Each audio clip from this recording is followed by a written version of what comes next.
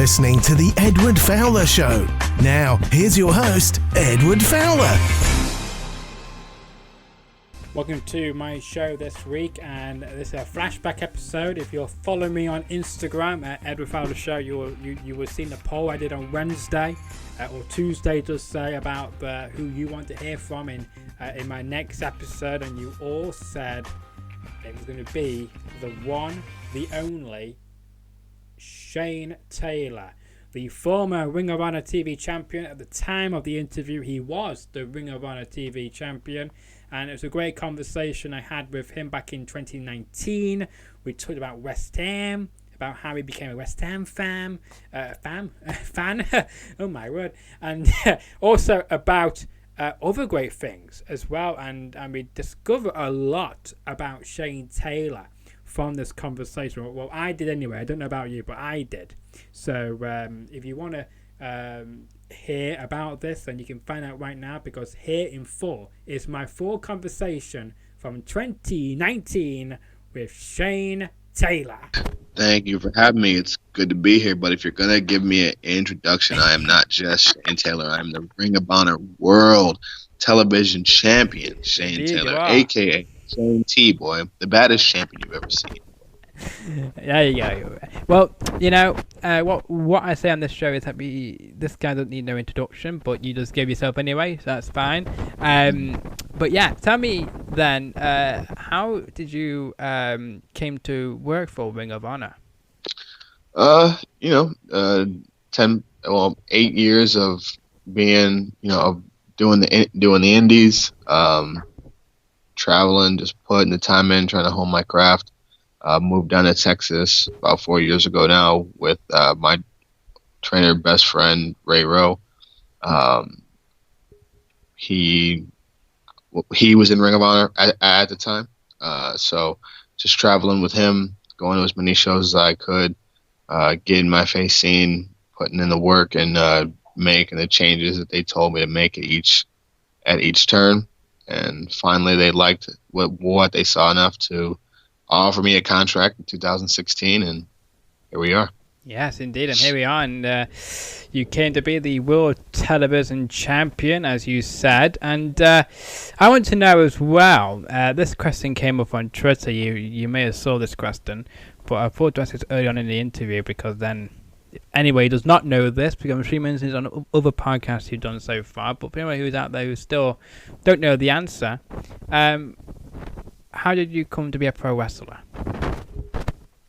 Professional wrestling has always been a dream of mine that I wanted to pursue. When I was younger, I didn't really know how to do it, because there wasn't as many schools like there are today, and you really don't hear about at least I didn't know about the indies. Really, when you're a kid, all you really know at the time was like WCW had the power plant, and WWE was a place to go. That's really all I knew. So after college, I decided I was like, I didn't want to get a real 9 to 5. I'm not good in a little cubicle or something like that, having some boss tell me what to do. So I ran into Ray Rowe again in Pittsburgh, along with a guy by the name of Jerry Myers, aka J Rock. Give it up one time. Told him that I had aspirations of wanting to be a wrestler. They then took me under their wing, showed me what to do, trained me, taught me just about everything I know. And 11 years later, the Ring of Honor World Television Champion. Yeah. And tell me about then, who's been your favorite opponent to face so far in Ring of Honor? Well, my favorite opponent so far in Ring of Honor, probably Jay Briscoe. There are just certain guys, and Ray is one of those guys. Jay is one of those guys. Jeff Cobb is one of those guys that brings a certain level of intensity and physicality and violence out of me. Mm-hmm. And when that comes out of me, I feel like I'm at my very best. And so I like being in there with people that bring that out of me, and I bring that out of them.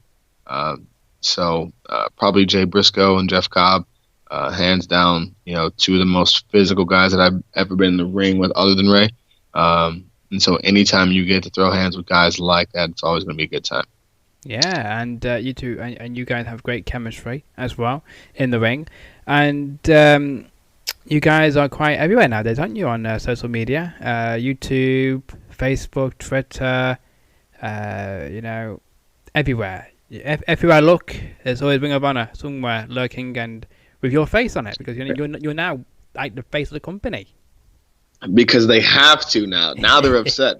I have to put my face on everything. They can't hide me in multi-man matches anymore. They can't put me anywhere else. You know what I mean? Like I have to be in center now, and it hurts them to no end. That's fine.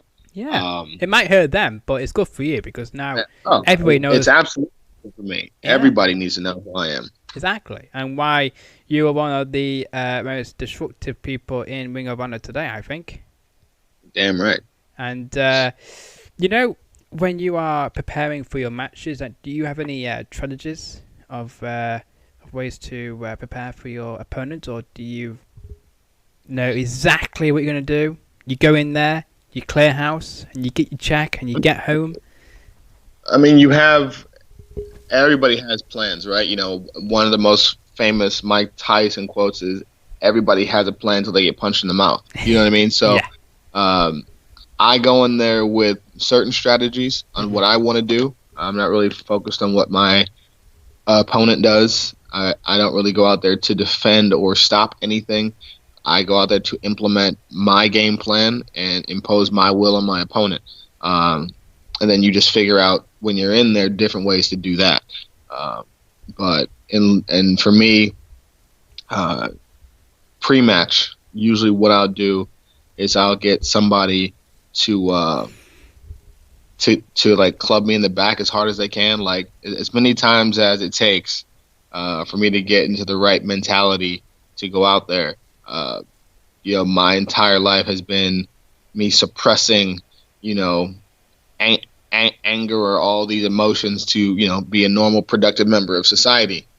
So when in this line of work, though, I get to let all that go. So feeling that physicality puts my brain in a mindset like, okay, we're getting ready to go into a fight, and all of that comes out of me as soon as I step to the curtain. So those are some of the things that I do to get ready.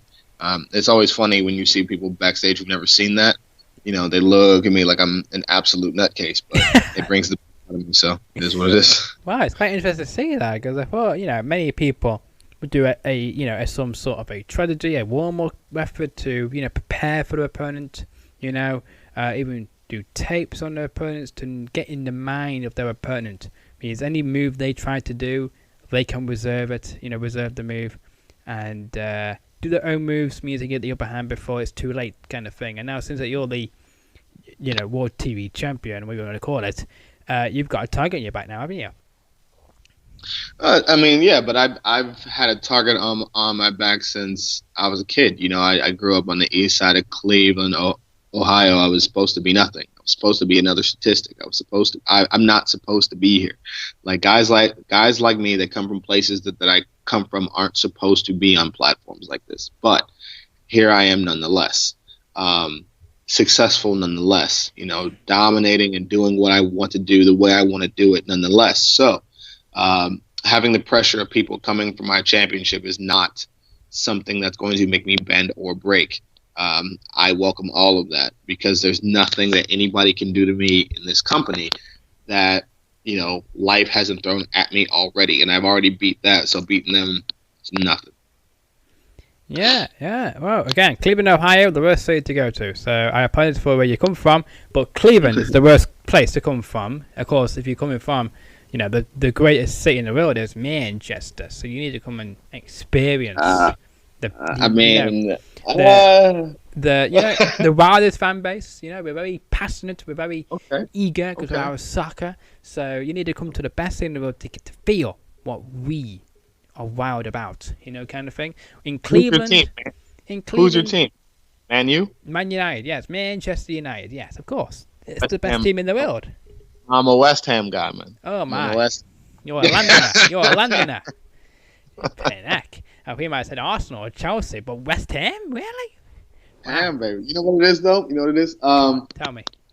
And I know there's the football factory and all that kind of stuff, but I watched Green Street Hooligans. Me and my boys did, and regardless of it being accurate or inaccurate, it was just a hell of a story for us. You know, to just like stick by your boys, stand your ground. Don't let anybody try to punk you. And that's kind of how we lived, in Cleveland. So it connected us. You know what I mean? Yeah. And so seeing that movie and West Ham being featured in it, I was like, hey, if they're fans of West Ham, I'm a fan of West Ham. You know what I mean? Like, yeah. And so, And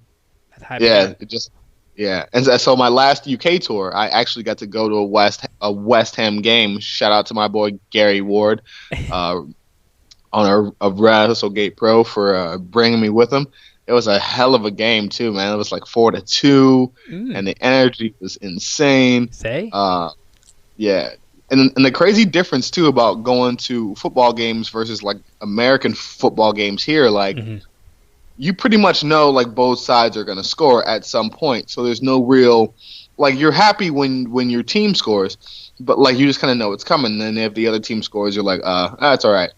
But with football games though, the energy is so much different. Like everybody lives and dies with each goal. Like West Ham went up first, and it was the craziest scene you ever wanted to see. Yeah. And then I forget who they were playing, but then they scored and tied it up, right? And the energy in the building went from 100 to 0. Like you'd have thought we were losing 3-0. Like I'm like, it's tied. What is wrong with everybody? It's all good. And man, like once it's crazy. It's such an adrenaline dump, man. But such a good. It is. And do you follow much of West Ham? I what? Do you follow much of West Ham in the football team? Oh yeah, I mean, it's my favorite team. I'm not in any firm though. No, I just like it. No, I'm just saying. That means you keep up with what's happening, and I try my best to with everything that's going on. Like I couldn't tell you. I'm not like a super fan. I couldn't tell you like the whole roster or like the moves that they just did or anything like that. I mean, I just mean that you know where they are on the table. Roundabout. Yeah. You know what I mean? Like I try to stay as informed as I can. Of course, it's good. It's good to know that, and we're looking forward to playing you again in the next season where we can smash you again. Oh damn! Listen, I'm gonna have to try to get out there for that game, man. Yeah, you should. You should come back over here. It'd be good. If you can get back over here, come to the greatest city in the world, Manchester. If you can get a ticket to come to Manchester to see it in Manchester, then definitely do so, because then you can feel what Mancunians feel like. Because we are very tough, very broad-based fans. Very hardcore guys here in Manchester. Or we used to be. Anyway. But yeah, it's good to know that. And speaking of American football, who's your favorite team? The Cleveland Browns? Of course, you don't gotta ask. Of course, it's the Browns. Yeah, cool, the Browns. Yeah, the worst team ever. My favorite team. It's a lot of disrespect coming from you over there. Even the worst ever. I don't know about that. I don't know about that. But you might be able to argue with me now, because my favorite American football team is Oakland. Raiders, California. But they're moving to Las Vegas next season, which I'm looking forward to. The Vegas Raiders. Yeah. It's not the same ring. Oh, see, I knew you were going to say that. But do you watch much of Major League Soccer? I don't actually. Not because there's anything wrong with it. I just like you don't really see the games on. You know what I mean? Like there's that like their marketing is terrible. Like because like I couldn't like I know living in Houston now, like we have the Dynamo. Yes. But I couldn't tell you when a Dynamo game was. I don't see any commercials for it on TV. Oh wow. The little pamphlets that they give out with the schedule on it, like I never see those anywhere. Like maybe if the family order pizzas, you might see one. You know what I mean? But yeah, understandable. Because I'm gonna say my favorite soccer team in MLS is the Portland Timbers. You know why? Because I have family who live in Portland. Okay, Ring of Honor was just in Portland. Nice, yes, for the first time, wasn't it? First time ever. Yeah, man. And Kent, Washington. Yeah. State of the art. It's great. Yeah. How was the tour? Did you was you on it? I'm sorry? Was you a part of the tour? Oh, of course. I'm the Ring of Honor World Television Champion, baby. Well, I was making sure you were making the long trip, to the West Coast. And how was the West Coast? Will the fans happy to see you and get what Ring of Honor is all about since it's first time on the West Coast? Absolutely. I think we had 2 incredible shows. The fans were excellent. They were loud. They were noisy. They were energetic. That's what we live for. It was a hell of a time. I can't wait to go back. And going on the West Coast is no problem, man. I have aspirations of defending this World Television Championship all across the world. Good. So good, because I am willing to go anywhere and everywhere to do so. Because I hope Ring of Honor comes to the UK for another tour. Yes, sir. Yes, sir. But do you think they'll come back here? Because they've been here many times before, so I don't see why they wouldn't come back here to the UK. I mean, even do a UK tour. Know if we're doing it this year, but I know at some point in the future we will. I myself, I think I'm coming over twice later this year. Ooh. Where can my listeners find you then in the UK then? I will be with 4th Generation Wrestling. I will be with IPW and some more places.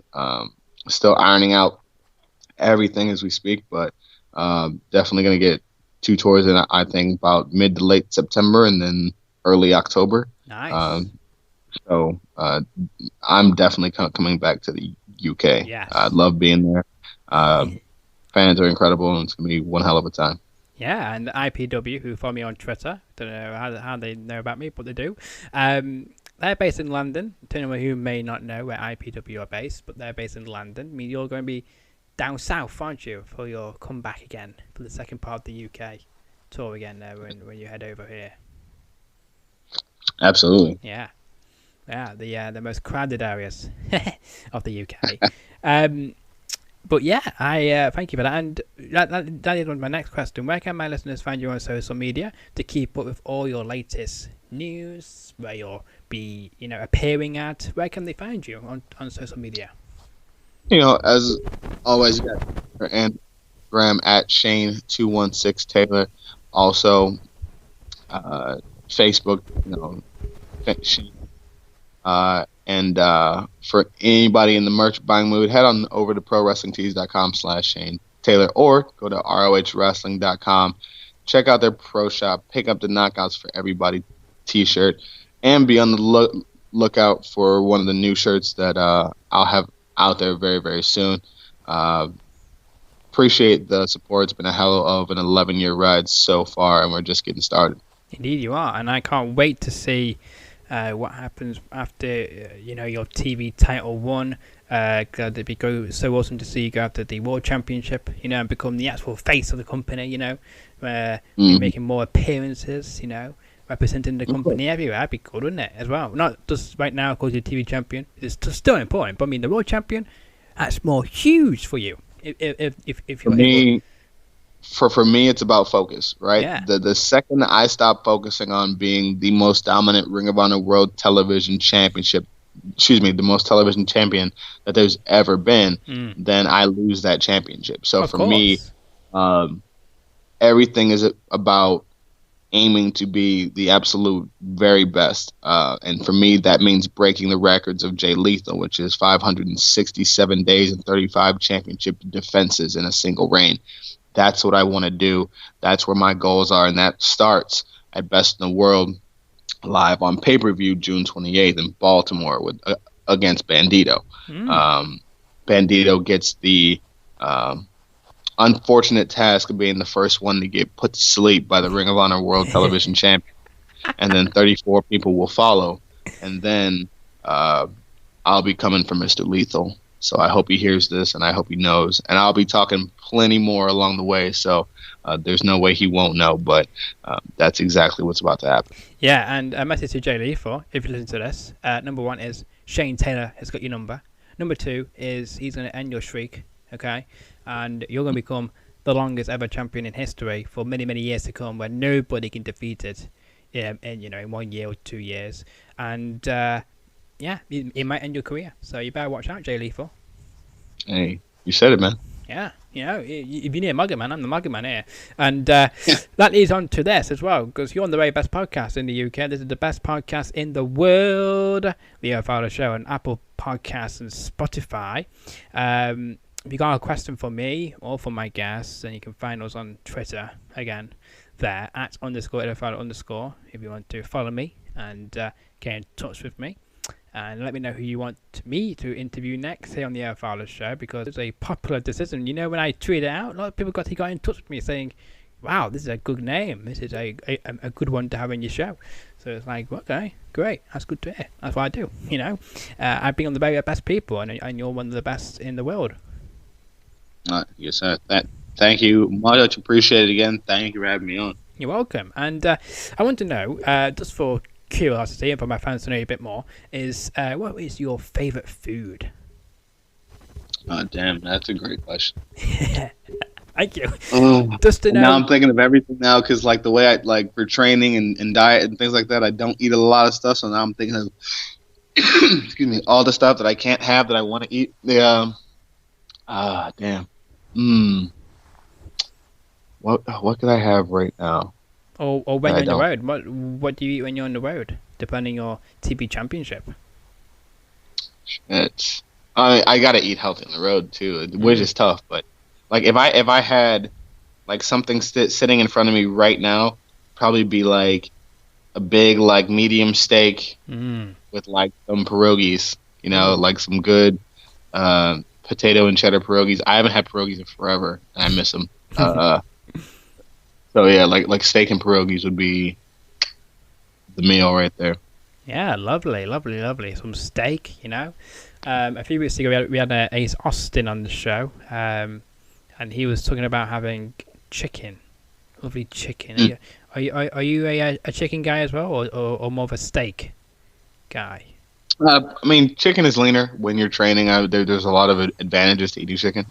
I think when you're talking about like favorite meals though, like I think a lot of people eat chicken out of necessity, not like, you know what I mean, like all right, this is the best thing to do, it's the leanest, but there's not too many people I know that if you were like, hey, would you rather have a chicken breast or a nice steak, they're gonna go, oh, chicken breast, of course. Like I think steak wins out. Absolutely. What is your favorite color? Black. Okay, unique, very different, very dark, very evil color, isn't it? Black. My favorite. No, color. I think it's misunderstood. Black is just the color. Black is the what was it? The absence of all color. Is that it? Yeah. When you think about it, it's the most unifying of colors, really. Yeah. Okay. My favorite color is blue, even though I support Man United, even though it's a red team. I could have supported Man City, but now I don't. United's better. But my favorite colour is blue. Like the sky, of course, and like my logo as well. After I contacted you to come on the show, did you do any research of me, or did you thought, let's just see who this unknown person is and see how this goes? I am a grip it and rip it sort of dude, man. So you asked me to come on the show. I said, sure. Yeah. Let us do it. Yeah. No, none of the other stuff. Let's just see what happens. You know what I mean? So. And are you enjoying the experience so far? Have you made the right decision coming on the show? I am. The hell of a time. And speaking of the Man City and Man United thing. Yeah, go ahead. So now I'm trying to figure out. I've been to Manchester before. Good. Good. And just talking to different people, there really is like a divide. Like somewhere in the city, I don't know, like east, west, north, south, wherever it is, but there is legitimately like a line where people are like, no, over here we're Man City, over there they're Man U. Yep. And, like and I can explain it to you as well, because North Manchester are more City fans, okay, and South Right. Manchester are more United fans. But you do find a mixture of City and United in both of them areas, but mostly Right. North is for City, because that's where City Stadium is, and South is where United is, their stadium is. I gotcha. So I live in the Good. South Manchester area, Cool. where Old course. Trafford is. So, it makes sense, doesn't it? But yeah, so what can I we feel like they could have a go big on. tourist thing. Big tourist thing if they drew like a line in the city and just said right here is the side is the line. You know what I mean? You Yeah. could like have somebody like face off pictures with people on the line, like defending their side of the city. It'd be great. That's not a bad idea. I think it would get put to the Manchester Council and see what they can do with that. If anyone from Do Manchester it. I want Council my listens to this, royalties. I want my royalties. yes, of course. If they listen to this, they can say Shane Taylor says this kind of All right. thing. You know? Shane Taylor line. Yeah, it'd be good.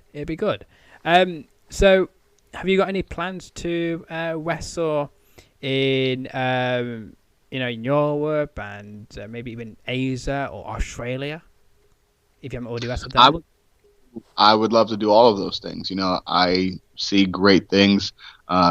Australia is really hot right now. And the Asian market for pro wrestling is constantly growing and expanding and evolving. There's talks about going to South Africa.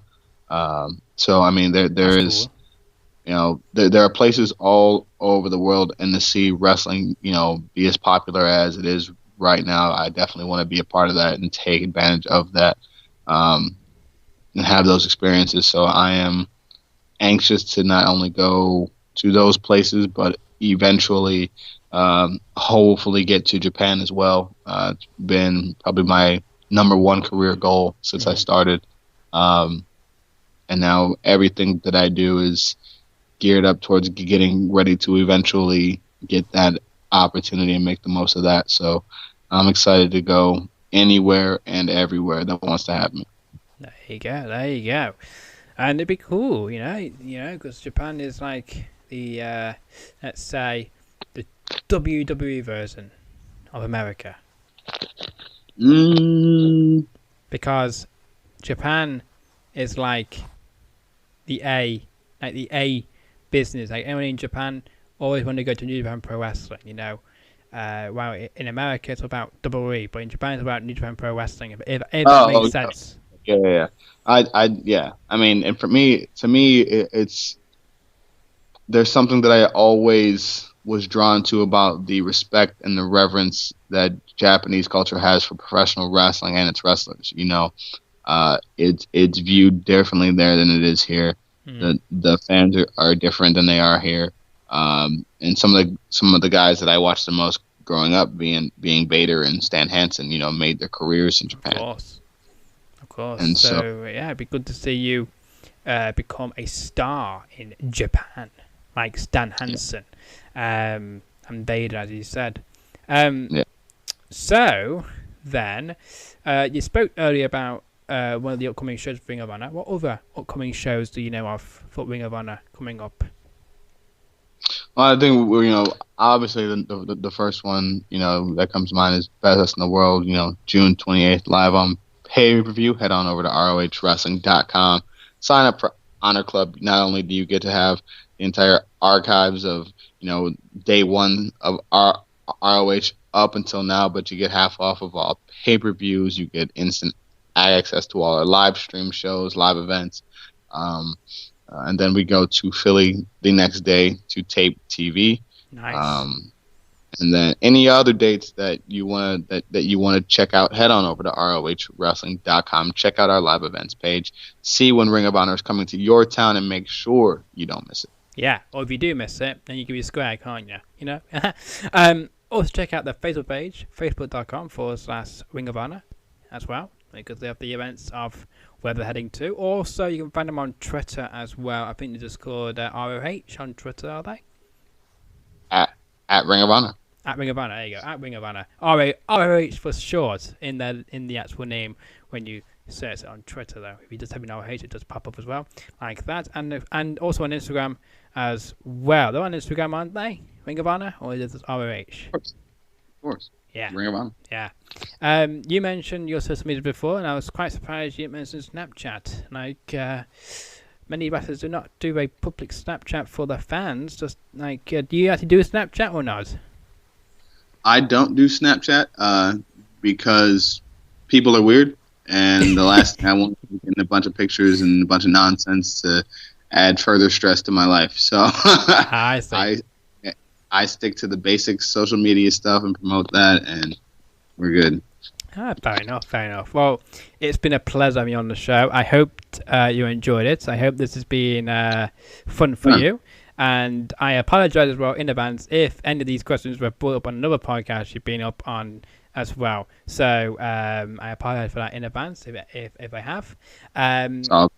Because I hate to ask the same question, because then these people might think, ugh, asking the same question again. I can't think of something else better to ask. Not at all. One of the greatest quotes that I was ever told in this sport was by William Regal, and it was, go out there and perform like nobody knows you. You know what I mean? Oh yeah. Like people are seeing you for the very first time. So this is an introduction of myself to your fan base, a fan base that it may have not ever heard of me or Ring of Honor or anything else that I've done. Yeah. So that introduction is just fine. So those questions are perfect. That was my interview with Shane Taylor. It's amazing as well, like how many years ago that was. Like 5 years ago. It doesn't seem 5 years to me. It seems like yesterday, but it has been 5 years since Shane Taylor graced my show, basically, and it was a pleasure having him on the show, and I'm sure he's doing great things in 2024. Let me know if you want to see Shane Taylor back on my show anytime soon, or any of the other previous guests on the show from what I've uploaded so far in this flashback series. And I hope you'll enjoy the rest of your Friday. There's going to be another flashback episode next Friday, same place, same time, where I think I will post who I want to hear from next week instead of doing a poll. I'm going to try that out. I hope you like what I pick. Until then, enjoy the rest of your morning, night, evening, or afternoon. And the next episode will be coming out on Monday from my interview or conversation with Emmy Ladinto from Friday. What a great person it was to speak with on Friday. It's available on YouTube right now, but it'll be coming to audio sites on Monday morning. When you wake up, it'll be there for you to download and to listen. It's a wonderful chat, quite inspirational as well. So do check it out. It was wonderful to speak with Emmy Lentino on Friday night. You've been listening to The Edward Fowler Show. Subscribe and leave a rating on Apple Podcasts, or follow on Spotify or wherever you get your podcasts to get new and flashback episodes every week. More on Facebook and Instagram at Edward Fowler Show and edwardfowlershow.com.